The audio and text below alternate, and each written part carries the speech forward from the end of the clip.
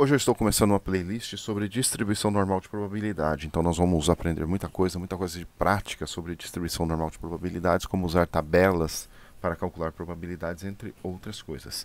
Basicamente o material que eu apresento nessa playlist de videoaulas eu retirei aqui do material suplementar do livro de Introdução à Estatística, 12ª edição, de Mário Triola.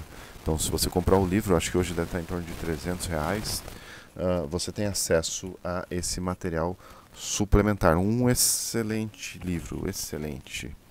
Uh, a base, todo o material é aqui o Triola, 12ª edição. 7ª edição. Os exercícios que eu vou resolver com vocês, eu retirei da 7ª edição. Então vamos lá trabalhar com a distribuição normal de probabilidade, né? Então aqui basicamente se começa uma leiturinha do material do Triola, né? Então o que é uma curva de densidade? Então uma curva de densidade é o gráfico de uma distribuição de probabilidade contínua. Então deve satisfazer as seguintes propriedades. Então, a área total sob a curva deve ser 1. E cada ponto na curva deve ter uma altura vertical igual ou superior a 0. Em outras palavras, a curva não pode cair abaixo do x. O primeiro tipo de distribuição de probabilidades que nós vamos ver aqui, e estamos tratando de uma variável contínua, não discreta, é a distribuição uniforme, né? Então, uma variável aleatória contínua tem uma distribuição uniforme se seus valores são distribuídos uniformemente ao longo do intervalo de probabilidades. O gráfico de uma distribuição uniforme resulta em uma forma retangular. A área sob a curva está associada à probabilidade, como vocês vão cansar de ver aqui nessa playlist, né? Então, como a área total sob a curva de densidade de probabilidade é igual a 1, há uma correspondência entre a área e a probabilidade. Isso é válido para qualquer distribuição de probabilidades. É bom que vocês entendam isso. Então vamos ver exemplos aqui usando a famosa distribuição uniforme. Então aqui no quadrinho à esquerda, aqui você tem usando a área para encontrar a probabilidade. Então dada uma distribuição uniforme, ilustrada, encontre a probabilidade de o nível de tensão selecionado aleatoriamente sendo. Então, já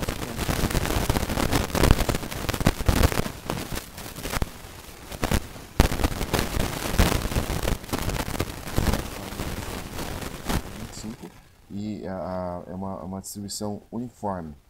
Então, a probabilidade de você obter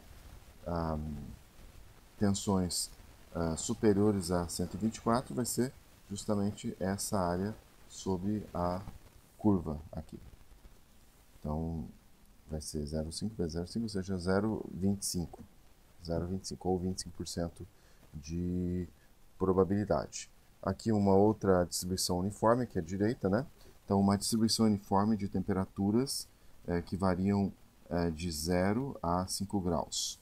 Então, digamos que a temperatura varia de 0 a 5 graus e essas temperaturas são igualmente prováveis. Você tem aqui uma distribuição uniforme. Escolhido aleatoriamente a temperatura, determine a probabilidade dela ser superior a 1 grau. Superior a 1 grau, então, corresponde a essa área toda aqui. Então, isso vai ser 1, 2, 3, 4. Então, vai ser 4 vezes 0,2. Então, vai dar 0,8. A probabilidade da temperatura ser superior a 2 graus. Então, vai ser essa área aqui. Ou seja, 1, 2, 3 vezes 0,2, ou seja, 0,6. 60%.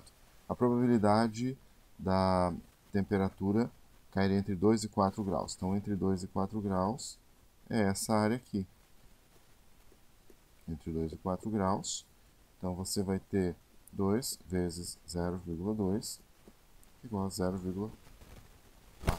Então, essa é a probabilidade. Então aí nós temos a distribuição contínua, né? E agora nós vamos começar a beliscar a distribuição normal. Então, primeiramente aqui nós temos um conjunto de dados, não é uma amostra realmente gigantesca, uma amostra relativamente pequena, de alturas de meninos de 12 anos. Então, repare aqui que já foi destacado o valor mínimo, o valor máximo. Aqui você tem uma tabela de frequências, né? Você tem os intervalos de classe e a frequência, né? A frequência relativa. Você vê que inicialmente a frequência aumenta, chega ao máximo, depois diminui. Você coloca no histograma, você tem isso aqui, um histograma mais ou menos simétrico em torno do valor médio.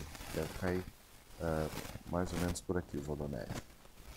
Então isso aqui nos remete à distribuição normal, né? Obviamente, se você tiver mais e mais dados e classes com intervalos cada vez menores, você vai ter isso aqui efetivamente como uma distribuição normal, né? Então, a distribuição normal, o que é, né? Você tem uma distribuição de probabilidades em que o gráfico aí tem uma forma de sino e é simétrico em torno da média. Então está aqui a média populacional, né, no caso, e aqui está o gráfico. Essa é a função gaussiana, né, que descreve a função normal, a distribuição normal, mas de fato nós não vamos usar essa função gaussiana, nós vamos usar valores tabelados. Isso vai simplificar bastante